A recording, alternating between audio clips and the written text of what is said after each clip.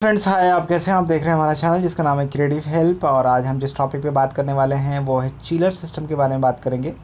मेरा नाम है इंजीनियर आमिर इस्लाम। मैंने बीटेक जामिया मिल्लिया इस्लामिया से और मुझे 4 साल के एक्सपीरियंस है। यहाँ पे डिफरेंट टाइप ऑफ चिलर्स के बारे में बात करेंगे, जहाँ पे हम जब इंटरव्यू देने जाते हैं तो ये सारे चिलर्स के बारे में हमसे पूछे जाते हैं, चाहे हम एज ए सुपरवाइज़र्स काम कर रहे हैं, एज ए इंजीनियर्स काम कर रहे हैं।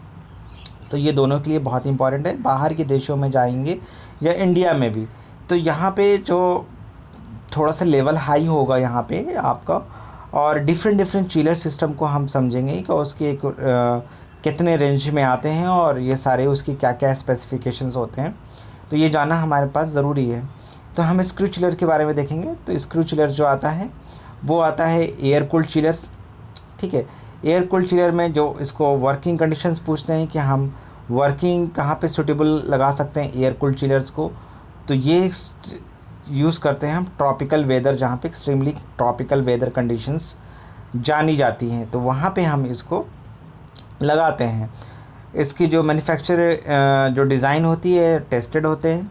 ठीक है, तो ये सब आप देख लीजिएगा एक बार।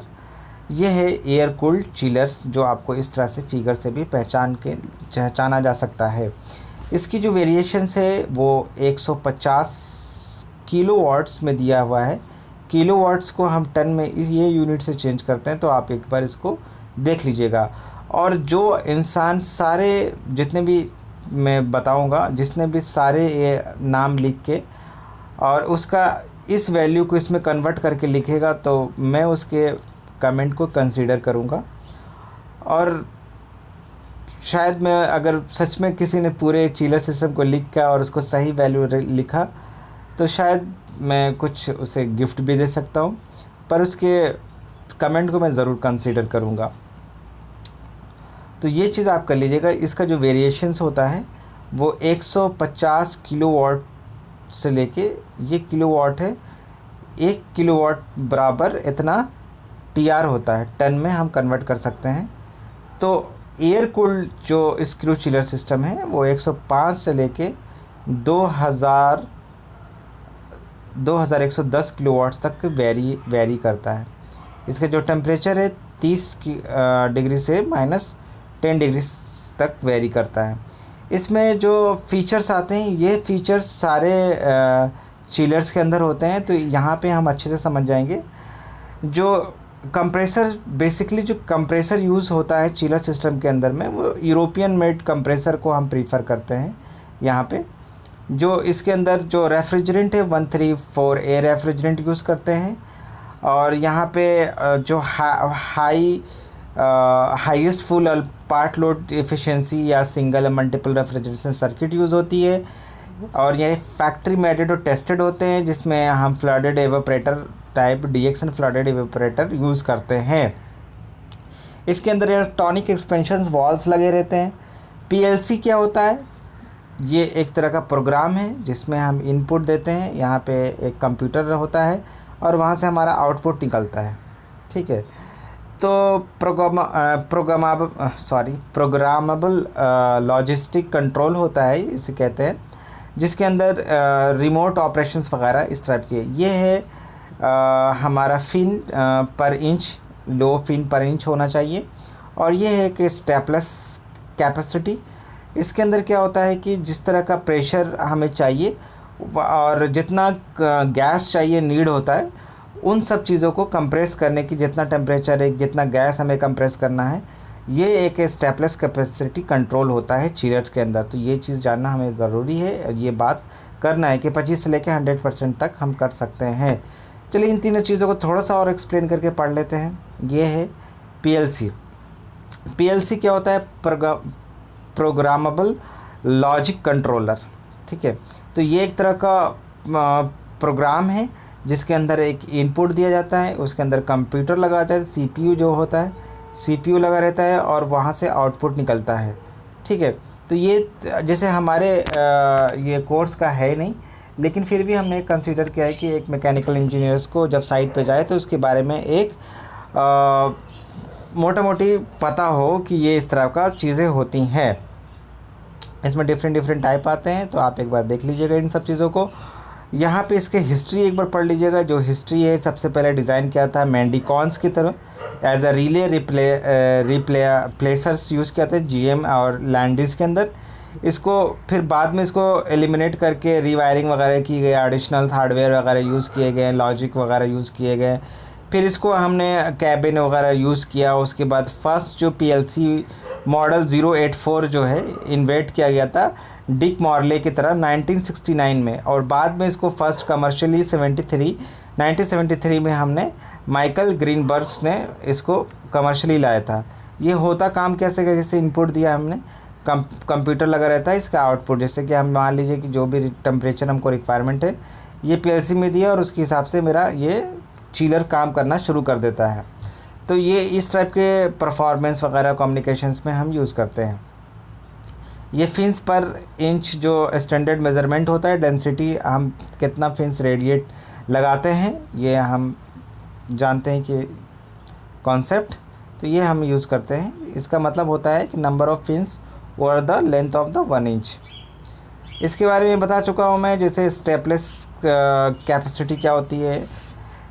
ये dynamic and fully automatic control होता है। इसके अंदर क्या होता है कि अमाउंट ऑफ गैस जितना हमें चाहिए उतना ही कंप्रेस होता है। अदर जो कंट्रोल सिस्टम होता है उसमें बाईपास वाल्व वगैरह रिसर्कुलेट कंप्रेस गैस वगैरह करते हैं, लेकिन इसके अंदर हम चाहे तो हम कंप्रेस कर सकते हैं मोर गैस जितना भी नीड होता है। तो स्टेपलेस कैपेसिटी कंट्रोल वगैरह यूज़ करते हैं। तो ये आप बोलिएगा। वाटर कूल्ड जो चिलर होता है उसके मैं थोड़ा जल्दी लूँगा इसको भी ट्रॉपिकल कंडीशंस में हम लगाते हैं, एक्सट्रीमली ट्रॉपिकल कंडीशंस में। इसके भी बहुत सारे मैन्युफैक्चरिंग होते हैं। एक बार आप देख लीजिएगा, ये वाटर कूल मैन्युफैक्चर ये है। और ये चीज़ पूछा जाता है कि वाटर कूल जो है कितने से कितने तक होता है। तो 120 किलोवाट से लेके ये 23,090 किलोवाट तक का वेरिएशंस होता है। अलग अलग कंपनी अलग अलग बनाती है, एक बार याद रखिएगा। ये लगभग इस तरह के वेरिएशंस होते हैं, मोटा मोटी आपको आइडिया होना चाहिए। यहाँ पर भी हम वाटर कूल के अंदर देखेंगे कि जो हमारा स्टेपलेस जो कैपेसिटी है 25 से लेकर 100% तक है। इसमें भी हम इलेक्ट्रॉनिक वाल्व वगैरह यूज़ करते हैं। ये सारा कुछ सेम होता है, ठीक है। ये आप वीडियो पॉज करके एक बार देख लीजिएगा जो मैं बता चुका हूँ। एक होता है इंडस्ट्रियल स्क्रू चिलर्स, इसको भी डिज़ाइन किया जाता है कूलिंग के लिए। कम्प्लीटली डिफ़र होता है अलग से। इंडस्ट्रियल की जिस तरह की ज़रूरत होती है उसके हिसाब से हम डिज़ाइन करते हैं। इसके अंदर जो कंप्रेसर भी यूज़ करते हैं वो यूरोपियन मेड कंप्रेसर होता है। जैसे कि मटेरियल है, मेटलर्जीज़ वगैरह जो अकॉर्डिंग टू द प्रोसेस जिस तरह का है उस तरह से हम यूज़ करते हैं। ये देख लीजिए इंडस्ट्रियल स्क्रू चिलर इस टाइप का होता है।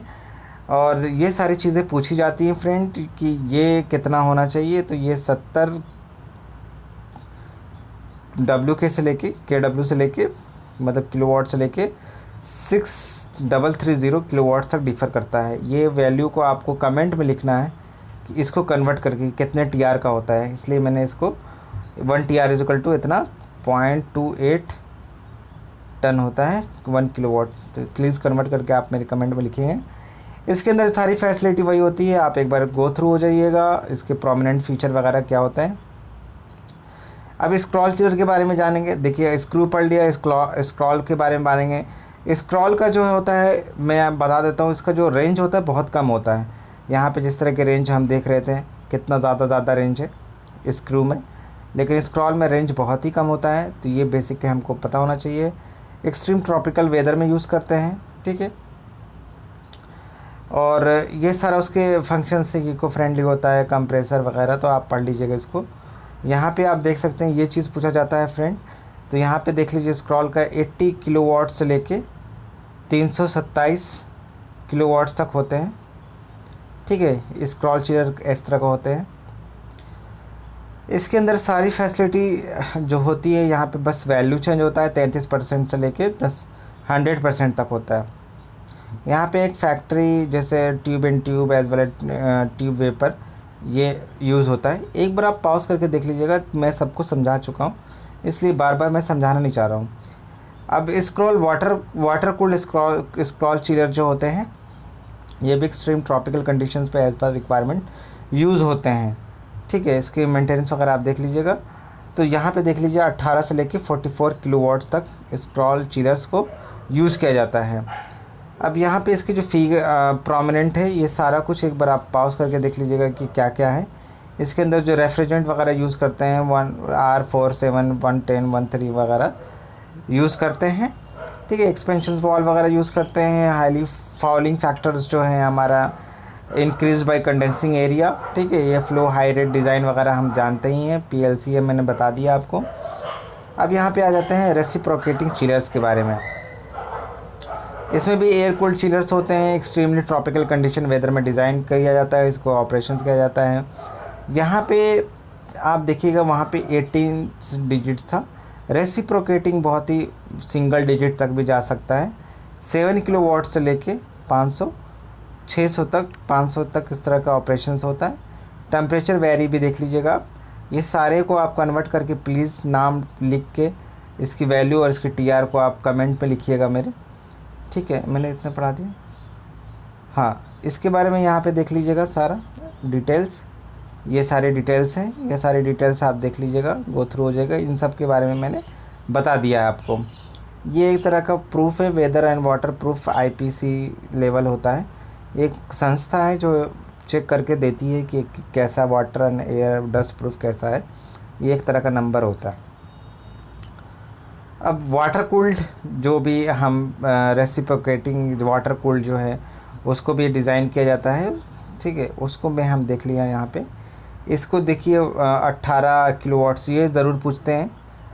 18 किलोवाट्स लेके 1000 किलोवाट तक 33 प्लस माइनस तक हम इसमें यूज़ करते हैं। इसके अंदर सारा जो भी फैसिलिटीज़ है ये आप देख लीजिएगा। मोनाको डिज़ाइन होता है, एक्स्ट्रा इसके अंदर मोबाइल ऑपरेशंस वगैरह देते हैं। तो इसके अंदर थोड़ा सा वाटर कूल्ड रेसिप्रोकेटिंग चिलर बहुत ही फेमस है, तो इसमें थोड़ा सा मोनाको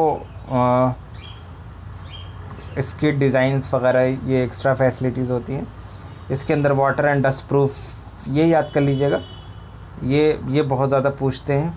IP55 और IP67 लेवल के एकॉस्टिक इनक्लोज़र अवेलेबल्स होते हैं, ये चीज़ें आप याद कर लीजिएगा। और इंडस्ट्रियल रेसिप्रोकेटिंग चिलर्स जो होते हैं इसके बारे में है। अभी मैंने आपको वाटर कूल्ड बताया।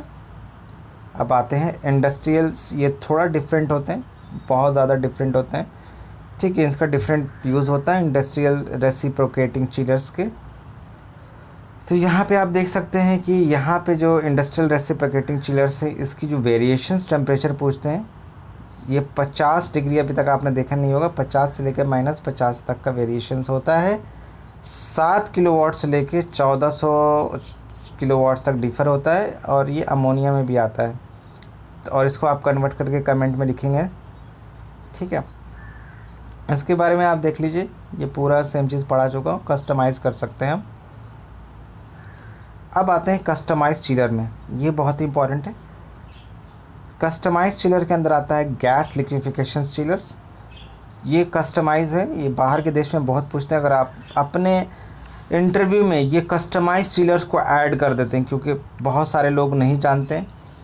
तो गैस लिक्विफिकेशन चिलर्स वगैरह जो होते हैं, जो इंडस्ट्री में यूज़ करते हैं, जैसे CO2 गैस जो है हमारा, N2O गैस जो, इसको लिक्विफाई करने के लिए भी चिलर को यूज़ किया जाता है। ये कस्टमाइज गैस लिक्विफिकेशन चिलर होते हैं।